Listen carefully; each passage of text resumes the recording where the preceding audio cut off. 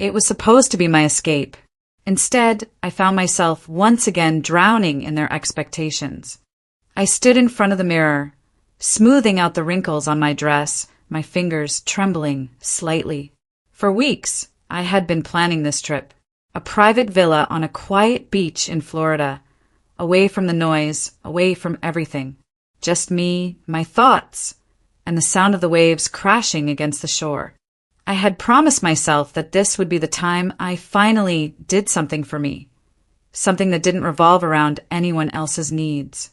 It had taken years to get to this point, to carve out a few days where I could breathe without someone asking me to fix their problems. But then came the phone call. "Sweetheart, I was thinking," my mother's voice trailed over the line, too smooth, too familiar. "Wouldn't it be lovely if the whole family joined you on this getaway?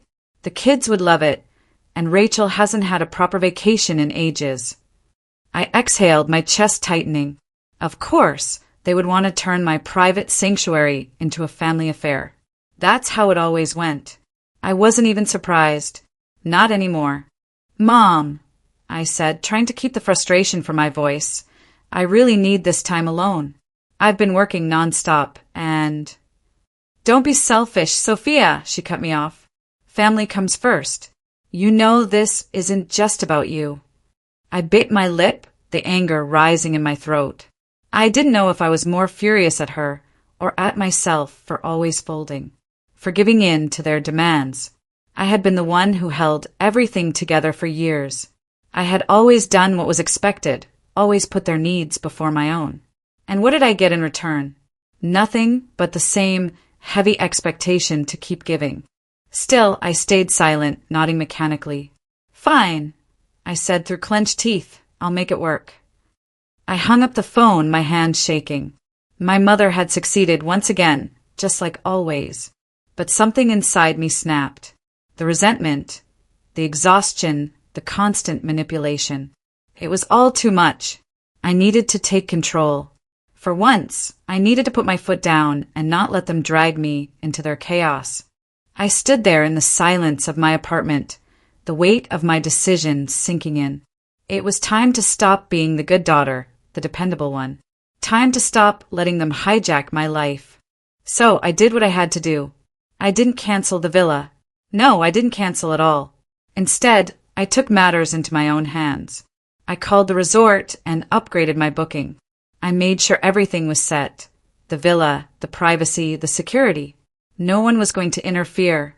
I was finally going to have my escape, my peace, and for once I was going to enjoy it. But I didn't tell anyone. Not my family. Not my sister, Rachel, who had never once considered my needs, or my mother, who thought I existed to serve them. The flight was booked. The itinerary was set. But when I showed up at the airport the next day, my heart sank. There they were, my family, gathered around the gate, excited and oblivious to the fact that I had taken matters into my own hands. They had no idea. They had no idea what was coming. I was going to do this for me. I wasn't going to let them steal this too. The moment I stepped through the terminal doors, I saw my mother's familiar smile. "Oh, Sophia, you made it. I knew you'd come around." I didn't smile back. I wasn't coming around. I was leaving them behind. I stood frozen in the lobby of the villa, staring at the check-in desk as the receptionist spoke with a practiced smile. "It looks like your reservation was upgraded, Miss Evans. We've been informed that your family has already arrived early. Your mother confirmed the details." A wave of disbelief hit me hard. My family was here, before me. For a moment, I felt paralyzed, trapped in a nightmare I couldn't escape. It wasn't just a matter of them getting the villa. No, they had outsmarted me, undermined everything I had planned. What was the point of my escape if I couldn't even have one peaceful moment alone? I gripped the edge of the counter tightly to steady myself. "Is there a problem?" the receptionist asked, her tone polite but tinged with concern. No problem," I muttered, forcing a smile that didn't reach my eyes. Just a little surprised.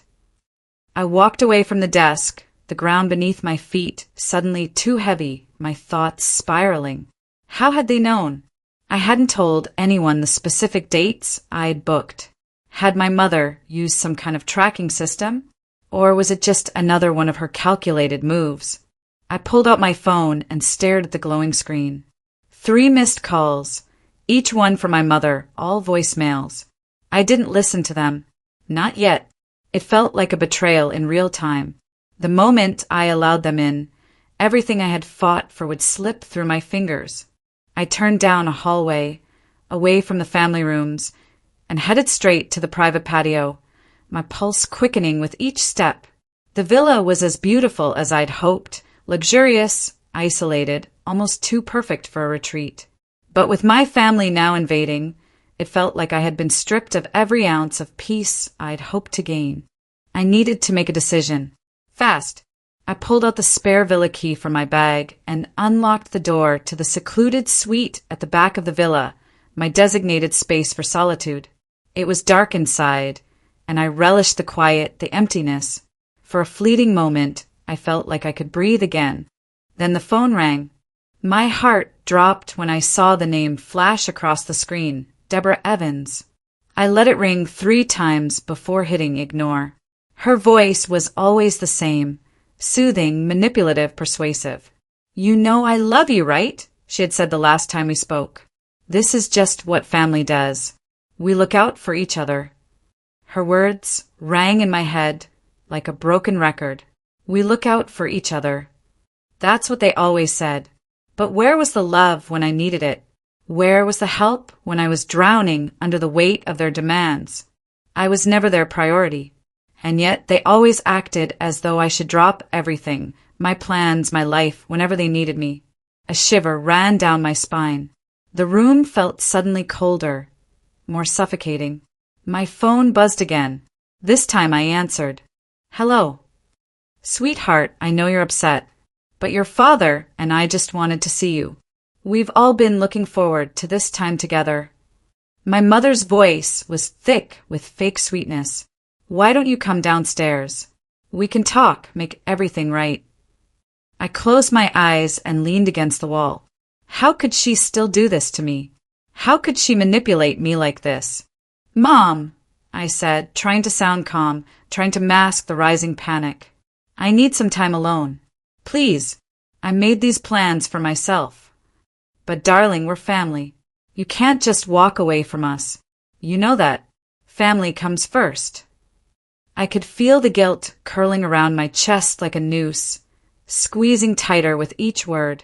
Every instinct in me wanted to cave, to give in, to fall back into the role I had played for so long, the good daughter, the reliable one. But something inside me snapped. "Not this time." "No," I said firmly, my voice steady but cold. "I'm not changing my mind. I need this. This is for me." There was a long pause on the other end, followed by a soft, resigned sigh. "All right, but don't think we're not watching. Everything you do, everything you say, we know." The line went dead. I stood there, staring at the phone in my hand. The words had settled like ice in my veins. They were always watching. I could feel their eyes on me, even from a distance. They had ways of keeping me tethered, of knowing my every move. And they were right. They were always right. But not this time. I took a deep breath and walked back outside to the patio, the weight of their surveillance pressing against me. I had a plan. I wasn't going to let them take this from me. But as I walked to the edge of the patio, a cold breeze brushing past my skin, I saw it, a shadow moving across the garden. Someone was out there. I froze, my heart skipping a beat. The figure stopped, just for a second, before moving again. I was being watched. Again. But who? And why? As the figure disappeared into the night, I felt the creeping unease settle deep in my bones. Someone close, was following me. This wasn't just a family matter anymore. This was bigger than that. I had no idea how deep this went, but I was about to find out. And I wasn't sure if I was ready for the truth. But I was damn sure I wasn't going back down. The game had just begun. I shouldn't have been surprised. My family always found a way to worm their way into my life. No matter how hard I tried to keep them at arm's length. But seeing them there, standing at the door of the villa, grinning as if they had won some kind of victory, it felt like a punch in the gut. I didn't even have time to react before my mother stepped forward, her arms wide open. "Sweetheart, we didn't expect you to be so secretive. We thought we'd surprise you." I clenched my jaw, my fingers curling into fists at my sides. "Surprise? Really?" I forced a smile, barely holding back the anger bubbling inside me. I thought I made it clear that this was supposed to be my time, my vacation. "Of course, dear," she said in that syrupy sweet tone that always made my skin crawl. "But we're family. You can't leave us out. The kids are so excited, and Rachel's been working so hard. We thought it would be nice to spend some time together, just the way we used to." "Mom, I told you, this was supposed to be for me." I felt the words slip out like a cold knife. This is not a family trip. This is my time to breathe. But she ignored me as always, and instead glanced back at the others who were already moving in, setting down bags, laughing like nothing had changed. I caught a glimpse of Rachel's face, her smug expression as if she had orchestrated the whole thing. The golden child, the one who always got what she wanted without even asking. I turned away, biting back the frustration, threatening to explode. I had been so careful with my plans, so meticulous about carving out a piece of peace for myself. But my family had never let me keep anything, not even my own damn vacation.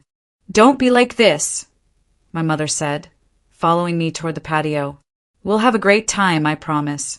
Don't you want to see how happy the kids are?" The kids who I had spent countless weekends babysitting. The kids who always knew how to make me feel like I was the unpaid help in my own family. I could hear their laughter in the background as they ran through the villa. They were already here, already claiming this space as their own. I wanted to scream, to tell them all to leave, to go back to their perfect lives where they could do no wrong, while I was left to pick up the pieces. But instead, I walked away, my mind racing. I needed to get out. Now, I grabbed my bag and slipped into the hallway. I just needed a moment, a few minutes alone to think. I pushed open the door to the back patio and stepped outside into the cool night air. It was supposed to be peaceful here, serene. But now, with my family's presence looming over me like a storm cloud, the villa felt like a trap. The soft sound of the waves crashing against the shore should have been calming, but it only reminded me of the silence I'd lost. I wanted this time to recharge, but instead I felt more drained than I'd ever been. As I stood there, trying to collect my thoughts, a soft click echoed in the darkness behind me. I turned quickly, my heart racing. A figure stood near the edge of the garden, just outside the light of the patio. For a moment, the darkness was too thick, the figure too obscured to make out, but I could feel them watching. I wasn't alone. My breath hitched, and I took a step back, a wave of panic crashing over me. "Hello," I called out, my voice shaking, but there was no response. No movement, just the feeling of eyes trained on me. The shadows seemed to shift, and then the figure stepped closer, but still remained hidden in the dark. Was it one of the staff? Or someone from my family? I had no idea who it was, but I felt the hair on the back of my neck stand up. The hairs, the unease, the fear, it was all too familiar. Someone was watching. And it wasn't just paranoia. I knew it. The figure stepped forward again, closer this time. But just as I braced myself to confront whoever it was, the light from inside the villa flickered on, casting a shadow that moved quickly across the patio. The figure disappeared. Gone. Just like that. Vanished into the night. I stood frozen, my heart pounding in my chest. Who had that been? The staff? A stranger? Or worse, one of them?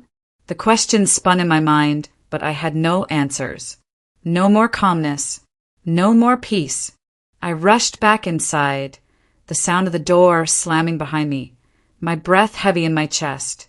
When I entered the living room, I was met by Rachel's stare, cold, calculating, and knowing. It was as if she had been waiting for me to fall into their trap. "You don't look happy to see us," Rachel said casually, her eyes narrowing slightly. I ignored her, my gaze darting to my mother, who was already speaking with the staff, clearly making herself at home. My heart raced as I realized how little control I actually had over this situation. I turned away, the weight of everything crashing down on me. But as I walked past Rachel, she muttered something under her breath, just loud enough for me to hear. "Enjoy it while you can. It won't last." I stopped dead in my tracks. What did she mean by that? I couldn't shake the feeling that something was off. That something wasn't just wrong with my family, it was wrong with this whole situation. They weren't here for a vacation. They were here for something else. I didn't know what, but I was going to find out. And I wasn't going to like what I discovered. The game was far from over, and I was already in too deep. I couldn't shake the feeling that someone was always watching. Every time I turned a corner, every step I took, I felt eyes on me. It wasn't just paranoia. I knew someone was tracking me, had to be. The air around me felt charged, like a constant hum of tension, vibrating beneath every interaction with my family. "Sweetheart, what's going on? You look pale." My mother's voice broke through my thoughts, snapping me back to the present. I hadn't even realized how tightly I was gripping the glass of wine in my hand until I looked down and saw my knuckles white. "I'm fine, Mom," he replied, forcing a smile. I took a sip, the cold bitterness of the wine barely registering. "Just tired from the travel. It's a lot." Of course. She smiled, but there was something off about it. Something I couldn't quite place. Her eyes lingered a moment too long, sharp and calculating. "You've been working too hard, haven't you? You deserve a break." A break. The irony of it stung. I had come here for peace, for rest, only to find myself once again playing the role of the family's dutiful daughter, the role that never got a break. I turned my attention back to the view outside the large glass doors of the villa. The ocean waves crashed against the shore, distant and soothing, but the anxiety inside me was anything but calm. I wasn't alone. I never had been. I caught a quick glimpse of Rachel, standing with her husband, Jack. They were whispering, laughing, eyes darting toward me every few seconds. What were they planning? The tension was suffocating. I excused myself from the room, needing to get away, needing to breathe without the weight of their expectations pressing down on me. I stepped outside, the cold air hitting my skin like a slap in the face. I walked toward the beach, the sound of the wind and the waves masking the cacophony of my thoughts. But as I moved, I heard it again, the click, the unmistakable sound of a door closing behind me. I turned sharply, but no one was there. The house loomed behind me, quiet. What the hell was going on? I'd been hearing that sound all night, footsteps behind me, a door closing when no one should be around. Someone was here. Someone had been following me since the moment I arrived. I reached the beach and paused, breathing in the salty air. I needed to keep my wits about me. This wasn't just about family drama anymore. There was something else, something dark and dangerous, threading through everything. My family was no longer just family. They were part of something I didn't understand. I felt a tap on my shoulder. I spun around, heart racing. It was Olivia, my best friend, the one person I thought I could trust. "Sophia, we need to talk," she said quietly, glancing over her shoulder as if checking for anyone nearby. Her eyes were wide, filled with an unease I had never seen before. "They've been watching you. Watching all of us." "What do you mean?" I asked, my voice tight. I didn't want to get involved, but I have no choice anymore. Your mother. She's not just here to reconnect with you. She has other reasons. There's a lot more going on than you know. I stared at her, trying to process her words. "What the hell are you talking about?" Olivia sighed, her gaze flicking to the villa before she pulled me aside. "You're not the only one being watched. Sophia, there's a plan your mother's been setting up for years. And you're at the center of it. Everything about this villa, about this trip, it's all part of a much bigger scheme. My stomach dropped. What scheme? Something involving the estate, the money, and the business. They've been playing you. You think this is just about family, but it's about control. It's about keeping you locked in. Forever. Olivia, stop. You're scaring me. I shook my head, trying to dispel the growing dread that was threatening to overtake me. But Olivia wasn't done. She pulled something from her jacket pocket, a folder. This is what I found. The papers your mom doesn't want you to see. The contracts, the legal documents. It's all here. She handed me the folder, her hands trembling. I opened it slowly, the pages rustling in the night air. The words blurred before my eyes as I scanned through the documents. Everything was in order, but there was something off. The signatures were all there. My signature, my father's. But the dates didn't match. These contracts are forged, I whispered, the realization hitting me like a punch to the gut. These are from after my father died. Olivia nodded, her face pale. Your mother had everything planned. She's been manipulating you, using you to secure the estate for herself. And now, with the villa, she's moving on to the next phase. I felt the ground beneath me shift. What do I do? You have to confront her. Now, before it's too late. But before I could respond, I heard the unmistakable sound of footsteps approaching. Heavy, deliberate. I spun around, the folder still clutched tightly in my hands. It was my mother, walking toward us with a slow, calculated pace. Her face was expressionless, but there was something in her eyes, a coldness that sent a shiver down my spine. I see you've found the truth, she said, her voice smooth but edged with something darker. Too bad you didn't listen sooner. My heart slammed in my chest. It wasn't just about me being the dutiful daughter anymore. I was in danger. And the worst part? I didn't know who to trust anymore. The game had just taken a turn I wasn't prepared for. I couldn't stop shaking. The folder Olivia had handed me still felt like a lead weight in my hands. I should have been angry, but what I felt was something much worse, betrayal. My own mother, my family. They weren't just manipulating me for control. They were tying me to something I didn't even fully understand yet. I was standing on the edge of something far darker than I had imagined, and the realization hit like a slap. Everything I thought I knew about my life, about my place in my family, was a lie. Is it true? I whispered, my voice barely audible against the pounding surf. Did they really plan this from the beginning? Olivia didn't speak at first, and when she finally did, her voice was low, almost trembling. You don't know the half of it. You think it's just about the estate, about the money. But it's more than that. Your mother has been setting this up for years. She doesn't want you to break free. She wants your silence, and that includes everything she's done behind your back. My stomach churned, nausea rising up with every word. The contracts, the forged signatures, the plans I never even knew existed.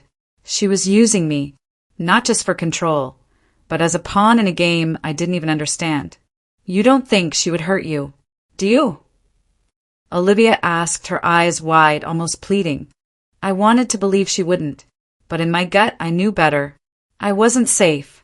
As if on cue, I heard the sound of footsteps behind me. Familiar ones. Slow, deliberate. It was Rachel. What's going on out here? Her voice was casual, but there was an edge to it. I turned to face her, trying to steady my breath. Just getting some air, I said, the lie slipping out easier than I expected. She smiled, but there was no warmth in it. I'm sure you're very busy with your plans, but you've been distant all day. It's not like you. Her eyes narrowed. If you need to talk, you know where to find me. I forced a smile, but my mind was already racing. Rachel knew more than she was letting on. I could see it in her eyes. She was playing her part in whatever twisted game was unfolding, and she knew I wasn't buying the act anymore. Thanks, Rachel, I said, turning back to the ocean, pretending to focus on the waves. She lingered for a moment longer, as if trying to gauge my reaction, then turned and walked back toward the villa, her heels clicking sharply against the stone path. I watched her go, my fingers clutching the folder harder. To keep moving forward, you need to recognize when to stop and take control, I muttered to myself. It was something my father used to say. The words rang hollow now, especially when I realized how much of my life had been controlled without my consent. I didn't have much time. I needed to confront my mother, find out exactly what she was planning, and if I could trust anyone. But the clock was ticking faster than I realized. I shoved the folder into my bag and headed back toward the villa. It wasn't long before I found myself face to face with my mother again, her presence a constant, looming force in the house. She was talking to Jack, her tone light, almost too friendly. "Sophia." She smiled when she saw me. "We were just talking about dinner. We thought you might join us." I glanced at Jack, who was leaning casually against the doorframe. He didn't say anything, but the way he was watching me, too intently, made my skin crawl. There was something off about him, something dangerous. "I'm not hungry," I said coldly, turning to leave, but my mother grabbed my arm, stopping me. "Sophia, please, don't be like this. You've been distant ever since you got here. We're family. We need to stick together." Her grip tightened, and I could feel her nails digging into my skin. "Let go of me," I said through clenched teeth. She didn't. "Let go," I repeated, my voice a low growl. Her expression flickered, just for a second, before she finally released me, stepping back with an air of feigned regret. "I'll be in the garden," I said, walking away before she could say another word. The urgency inside me was suffocating. I had to make a plan. The garden was eerily quiet, the only sounds coming from the distant rustling of the palm trees and the occasional crash of waves. But it didn't feel peaceful. It felt like I was walking into the eye of a storm. I needed to find answers. I needed to know what was happening behind the scenes. And I wasn't leaving here until I had them. As I turned a corner, I stopped dead in my tracks. Standing there by the garden gate was Nolan, the private investigator who had been following me. His face was impassive, but the moment he saw me, he smiled like he knew something I didn't. "You've been busy, haven't you?" he said, his voice smooth, calculated. My heart skipped a beat. "What do you want?" "Nothing," Nolan said, his smile widening. "I just wanted to make sure you knew. I'm always watching." The words hung in the air between us, thick with malice. The tension in the garden grew unbearable, and I could feel every inch of my body screaming to run. But I stood my ground. "I'm not afraid of you," I said, my voice steady despite the pounding in my chest. His smile faltered for a moment before he nodded, almost approvingly. "You should be." I didn't wait for him to say another word. I turned and walked back toward the villa, the weight of his words hanging over me like a cloud of smoke. Someone had been watching me for much longer than I realized, and now I was the prey. I was no longer playing by their rules. The game had changed, and I was ready to play dirty. The villa was silent, the only sound the distant crashing of waves against the shore. But to me, it felt like a ticking time bomb. I could hear my heart pounding in my ears, feel the weight of every step I took as I moved through the halls, my breath shallow. They were watching. I knew it. My family, the investigators, even the staff. Everyone was in on it, and they were all waiting for me to make my next move. I couldn't keep running. I had to confront them. Now. My mother's words echoed in my head as I stood at the edge of the villa, staring out over the blackened water. "We're family. You know you can't escape." She had always said that over and over. Family comes first. But what about me? What about my life, my choices? I had always been the one who sacrificed everything for them. And now, in the wake of all the lies, I realized just how far they would go to keep me locked in. For years, I had given them everything. Now it was my turn to take back what was mine. I turned away from the water, my resolve hardening. I couldn't let them win. Not now. Not ever. I made my way back inside, my footsteps echoing in the emptiness of the villa.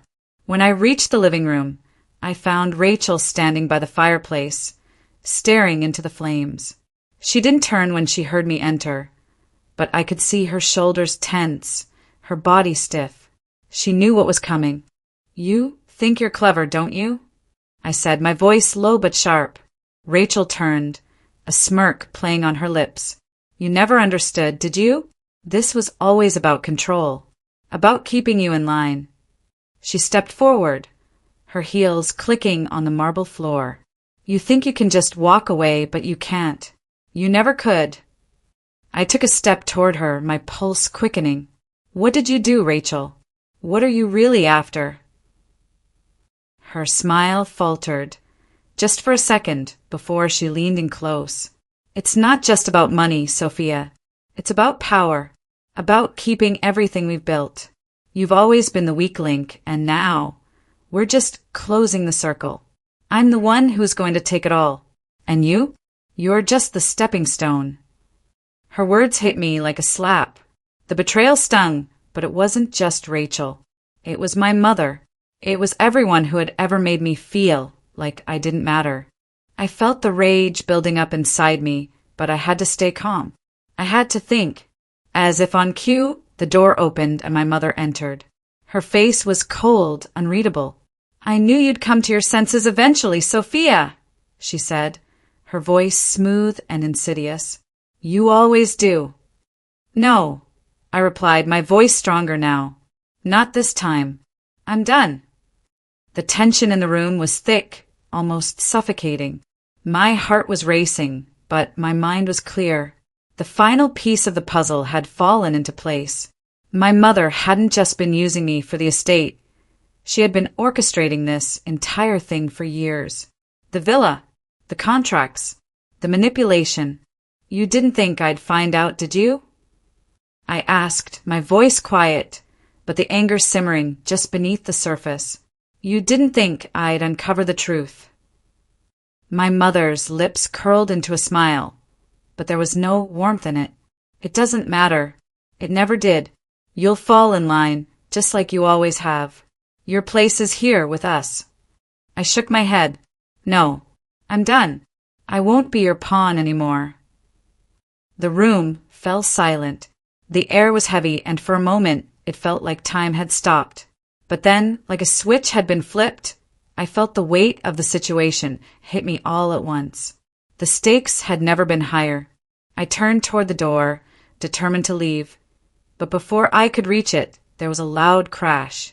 The glass door leading to the patio shattered, sending a spray of glass across the room.